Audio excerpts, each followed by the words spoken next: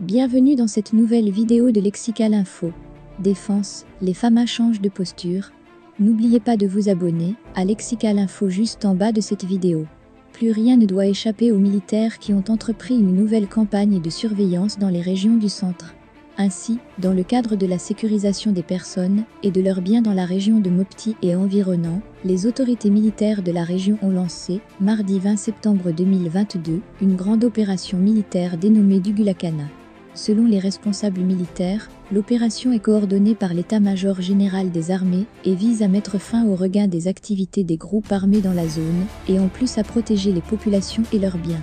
Plusieurs actions civilo-militaires ont déjà été menées au cours de cette opération jugée salutaire par les populations de la Venise malienne. Désormais, durant une semaine, les forces armées de défense et de sécurité de la région de Mopti vont minutieusement mener un large ratissage le long de la ville et ses environnants. L'objectif est de faciliter la libre circulation des personnes et de leurs biens dans le secteur. Selon le commandant du secteur 4 de l'opération Maliko, le colonel Karim Traoré, l'opération Dugulakana permet de faire face à tout ce qui est menace en direction des deux grandes villes de la région. Dans son intervention, indiquera-t-il, les FAMA dans le cadre du plan Maliko ont pour mission la sauvegarde de l'intégrité du territoire, la protection des personnes et de leurs biens sans oublier la participation au développement. Compte tenu des menaces qui sévissent, poursuivra-t-il, la mise en œuvre d'une telle opération était devenue plus que nécessaire.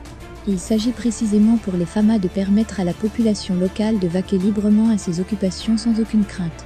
D'autre part, le rôle de la population civile est très important pour la réussite de cette opération. Pour cela, ajoute le colonel Traoré, la population doit permettre d'anticiper beaucoup d'actions des groupes armés terroristes ou des personnes mal intentionnées.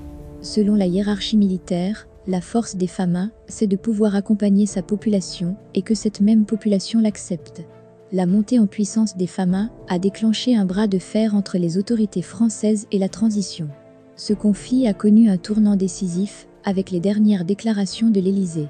Emmanuel Macron a ainsi publiquement appelé à l'offensive médiatique contre les attaques contre la France sur les réseaux sociaux.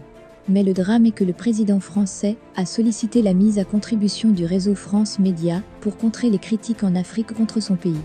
Dès le lendemain, on a commencé à voir des accusations graves contre l'armée malienne et ses soutiens dans la lutte contre le terrorisme. Dans ce contexte, beaucoup doutent de la véracité des accusations de viol sur des femmes que la presse française impute aux forces maliennes. Ces accusations auraient eu des retentissements profonds si les déclarations de Macron sur l'offensive médiatique n'étaient pas venues semer le doute. Très rapidement, les Maliens ont lié les accusations de viol à la propagande française, un pays chassé du Mali pour incompétence, dans la lutte contre le terrorisme après 9 ans d'essai. Ce qui est surprenant, c'est que les accusations de viol n'ont jamais été étayées par des sources locales dignes de foi. En effet, on a du mal à imaginer les soldats maliens conduire des soldats russes dans les villages, afin de violer leurs sœurs. Selon plusieurs analystes maliens, on est en face d'un montage grotesque sorti du fantasme des propagandistes de l'Élysée qui ne connaissent rien des réalités socioculturelles du Mali. L'objectif de la propagande médiatique française est de diaboliser les forces armées maliennes et leur soutien, dont les résultats militaires contre les terroristes sont visibles. Avant les accusations de violences sexuelles, les médias français ont été critiqués par les autorités maliennes pour avoir incité à la haine. RFI et France 24 sont actuellement interdites au Mali pour avoir diffusé des informations visant à monter les ethnies maliennes, les unes contre les autres. Le gouvernement malien est allé jusqu'à comparer le travail des médias français au rôle joué par la radio Mille Collines dans le génocide au Rwanda, dans les années 1995. Une chose est certaine, la France a perdu la bataille de l'opinion au Mali et en Afrique, et la communication de l'Élysée y est pour quelque chose. Merci pour votre aimable attention et n'oubliez pas d'activer la cloche de notification pour recevoir les prochaines informations.